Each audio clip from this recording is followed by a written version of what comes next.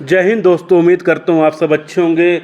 आज की नई वीडियो में आप सभी का स्वागत करता हूँ। जैसे कि आपने थंबनेल में देख लिया होगा, 2025 का नया तोहफा, सबके लोन माफ़ होंगे। क्या है प्रक्रिया, जान लीजिए भाइयों। अगर आप चैनल पर नए हों तो भाई, अगर जो पुराने बंदे हैं उन लोगों को समझ आ चुकी होगी। अगर आप नए हमारे साथ जुड़ रहे हैं, पुराने बंदों के लिए भी वीडियो बनाई गई है, नए लोगों के लिए वीडियो बनाई गई है, तो वीडियो को अंत तक देख लेना। अगर आप चैनल पर नए हो तो चैनल को सब्सक्राइब कर वीडियो को लाइक कर देना और जितना हो सके शेयर कर देना। और हम लोग आपको लाइक करने के लिए इसलिए कहते हैं ताकि आप लोगों के साथ हमारा तालमेल बना रहे, और सब्सक्राइब करने के लिए इसलिए कहते हैं क्योंकि भाइयों, हम लोग ऐसे ऐसे नई नई वीडियो लेकर आते रहते हैं। और हम लोग रोज़ाना लाइव स्ट्रीमिंग भी अपने चैनल पर करते हैं, और लाइव स्ट्रीमिंग के द्वारा हम आप लोगों से बातचीत कर आपकी बातचीत का हल भी निकालते हैं। तो इसलिए हम बेल नोटिफिकेशन ऑन करने के लिए आपको जानकारी दे रहे हैं। बेल नोटिफिकेशन को ऑन कर लेना। और भाइयों, कमेंट में अपने शहर का नाम ज़रूर बता देना, ताकि हम आपके कमेंट में या फिर लाइव स्ट्रीमिंग के द्वारा हम आपको बता सकें कि आपके शहर में, आपके कस्बे में, आपके गांव में जो है रिकवरी एजेंट आ सकता है या नहीं आ सकता। भाइयों, हम लोग उम्मीद करते हैं इस वीडियो में 200 लाइक का आप लोग कंप्लीट करा देंगे। तो भाइयों, वीडियो को शुरू करते हैं। वीडियो का जो टॉपिक रहने वाला है वो बहुत ही खास रहने वाला है। 2025 आने वाला है। सभी भाइयों को नए साल की हार्दिक शुभकामनाएं। तो भाइयों, आप लोगों को जो हमारे साथ नए नए लोग जुड़ रहे हैं उन सबको बताना बहुत ज़रूरी है। लोन होते हैं भाइयों दो प्रकार के, एक होता है सिक्योर्ड लोन और एक होता है अनसिक्योर्ड लोन। सिक्योर्ड लोन में आपका कार का लोन हो गया, गोल्ड लोन हो गया, ऑटो लोन हो गया, इस प्रकार के मरगज लोन, प्रॉपर्टी लोन, इस प्रकार के लोन को हम लोग सिक्योर्ड लोन बोलते हैं। और अनसिक्योर्ड लोन में वो लोन आते हैं जिस प्रकार आपका पर्सनल लोन है, आपका कोई क्रेडिट कार्ड का लोन है, या फिर एनबीएफसी कंपनी से लोन है, या फिर आपका किसी बैंक से लोन है, उसको आप लोग अनसिक्योर्ड लोन में मानते हैं। वो अनसिक्योर्ड लोन होते हैं, हम लोग क्या मानते हैं, वो बैंक ही मानता है, अनसिक्योर्ड लोन ही होता है वो। अनसिक्योर्ड लोन का मतलब क्या होता है, जिसका वो बिल्कुल भी सिक्योर्ड नहीं है, वो सिर्फ आपके आधार पर और आपके पैन कार्ड को देखकर आपको लोन प्रोवाइड कराया गया है। और इसमें बहुत सारी कंपनियां शामिल हैं। आप जिस प्रकार आपने थंबनेल में देख लिया होगा, बहुत सी ऐसी कंपनियां जो इस समय लोन को प्रोवाइड करवा रही हैं। और इसका अब क्या चक्कर है जो हम आपको बताना चाहते हैं। देखो भाइयों, सबसे पहले आपका जो अकाउंट है, अगर आप एक किस्त नहीं भरते, जैसे मान के चले आपने पहली किस्त टाइम से भर दी, दूसरी टाइम से भर दी, तीसरी किस्त टाइम से भर दी, और चौथी किस्त में आपके साथ देरी हो गई भरने में, तो आपका वो 0 to 90 डेज़ में आपका 0 to 30 डेज़ में आपका खाता चला जाता है। 0 to 30 डेज़ में ज़्यादातर लोग इनकी पेमेंट कर देते हैं, क्योंकि कई बार लोग गलती से भी इनकी ईएमआई बाउंस कर देते हैं। कई बार रिमाइंड में रहता है, कई बार याद ऐसा नहीं होता, दिमाग से चला जाता है कि मेरे को पेमेंट करनी थी। तो अधिकतर लोग 90% लोग इनकी पेमेंट टाइम से कर देते हैं। और उसके बाद जब वो पूरा महीना पेमेंट नहीं करते तो उसको 0 to 90 डेज़ में डाल दिया जाता है। 0 to 90 डेज़ में वो खाता जो आपका है वो चला जाता है रिकवरी एजेंसियों के पास। रिकवरी एजेंसी के पास जाने के बाद भाइयों, सबसे पहले फ़ोन कॉल आना, दिन में 50-100 कॉल उनकी आनी है। 50-100 कॉल में आने का मतलब कि आपके पास दिन भर आप एक फ़ोन रखेंगे नहीं, दूसरा फ़ोन आपके पास फिर आ जाएगा, दूसरा फ़ोन रखेंगे नहीं, तीसरा फ़ोन आ जाएगा, तीसरा फ़ोन रखेंगे नहीं, चौथा फ़ोन आ जाएगा। इस प्रकार आपके पास दिन भर 50-100 कॉल आती हैं और आप लोगों को परेशान करती हैं। मतलब परेशान तो क्या ही है, वो अपना काम कर रही हैं, सारी की सारी एआई से चीज़ें हो रही हैं। तो भाइयों, इसके अंदर क्या होता है, दिन भर 50-100 कॉल आनी है आपके पास, जरूर वो करते ही करते हैं। ठीक है, अब आप उनके फ़ोन कॉल भी नहीं उठा रहे हैं। देखो, फ़ोन कॉल ना उठाना किसी प्रकार का अपराध नहीं है, तो आप फ़ोन नहीं भी उठा रहे तो कोई दिक्कत वाली बात नहीं है। लेकिन अब आप इनके फ़ोन कॉल नहीं उठा रहे हैं, तो अब इसका जो नेक्स्ट लेवल पर आते हैं, रिकवरी एजेंसियाँ को आपके घर पर भेजती हैं, रिकवरी एजेंट को।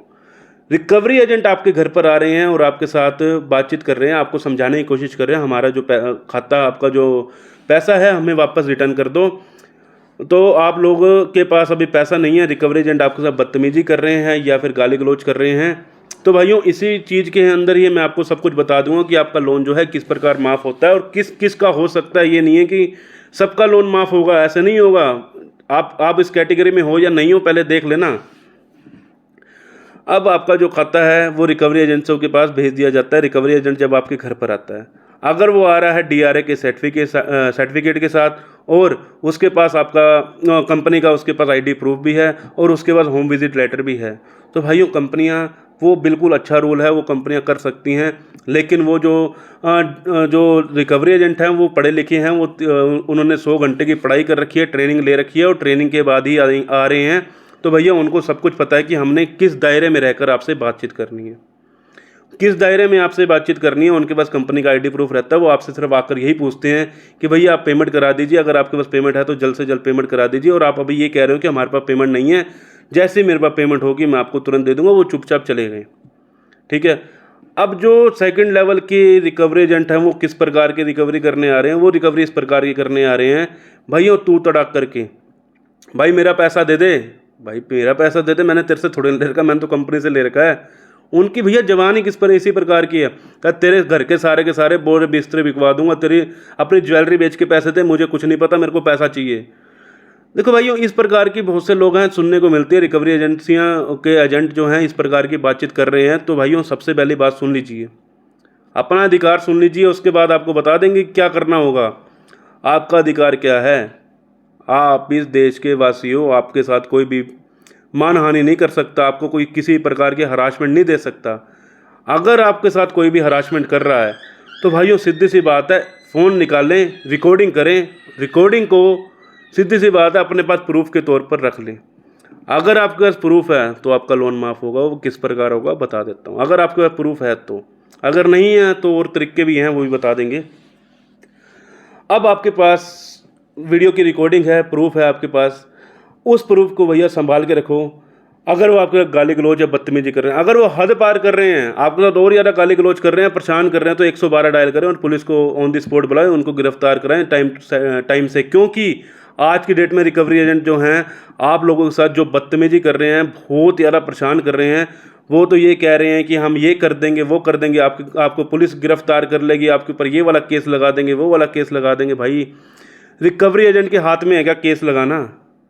भाई रिकवरी एजेंट के हाथ में कोई भी केस लगाना नहीं है। अगर कंपनी कर सकती है केस तो कर सकते हैं, कोई भी रिकवरी एजेंट आपके ऊपर केस नहीं कर सकता।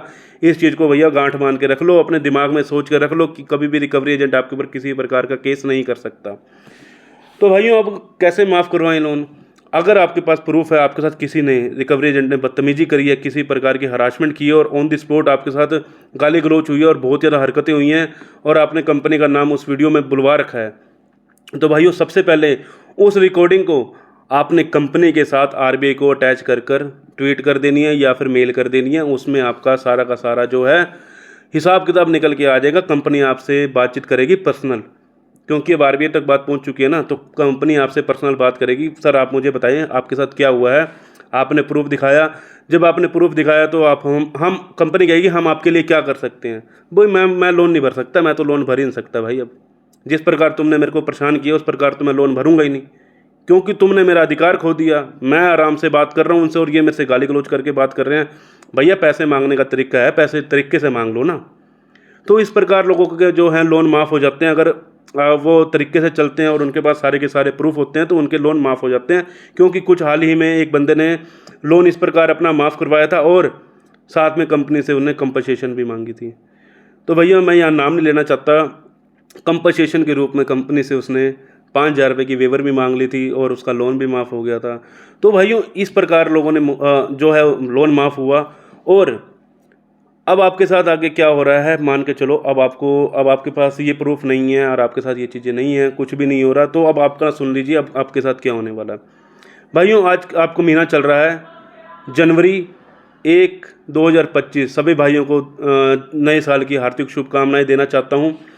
जो नया साल आ चुका है, देखो भाइयों अब इस समय आपका जो है लोन बहुत ज़्यादा कम रुपए में सेटलमेंट होने वाला है, बहुत ही ज़्यादा कम पैसों में। वो किस प्रकार होने वाला अभी आ रहा है, अपना ईयर का एंडिंग आने वाली है, जो कि अपना बैंकों की एंडिंग मंथ होता है मार्च का, 31 मार्च को इनको अपने सारे के सारे लोन हैं क्लोज करने होते हैं। वो क्यों करने होते हैं? क्योंकि भैया कंपनी का रूल है, वो आरबीआई का रूल है या बैंकिंग का रूल है, वो 31 मार्च को उनको अपना खाते को बिल्कुल नील कर आगे भेजना होता है, तो ताकि उनको भी आगे लोन लेने और देने में दिक्कत ना आए, तो इसलिए उनको ये चीज़ें करनी होती हैं। तो भैया इस समय आपके पास सुनहरा अवसर है, 31 मार्च से पहले मतलब कि मार्च में आप सेटलमेंट करवा लीजिए।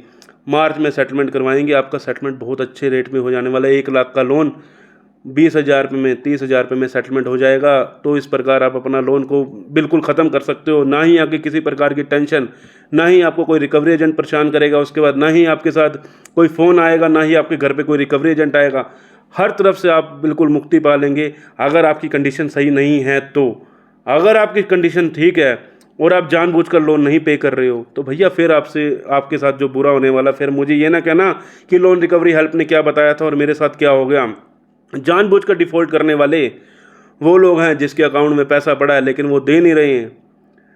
भैया अगर आपके पास है तो दे दो, अगर नहीं है ना, अगर आपके पास पता है कि कंपनी को पता लग गया आपके पास पैसा है, वो किस प्रकार पता चलता है? आपका सिविल देखकर, आपके सिविल की रिपोर्ट उनके पास है, उनको सारा डाटा पता है आपका कि भैया आप लोग जानबूझकर डिफ़ॉल्ट कर रहे हैं, आपके पास पैसा है लेकिन आप जानबूझकर कंपनी का नहीं दे रहे हैं, तो कंपनियां फिर आपके ऊपर केस डालती हैं। कहते हैं ना भैया मेरे ऊपर केस तो नहीं होगा, भैया मेरे ऊपर केस नहीं होगा, उस बंदे के ऊपर केस नहीं होगा जो जानबूझकर डिफ़ॉल्ट नहीं करता। जो जानबूझकर डिफ़ॉल्ट करता है ना, उनके ऊपर कंपनियां केस करती हैं।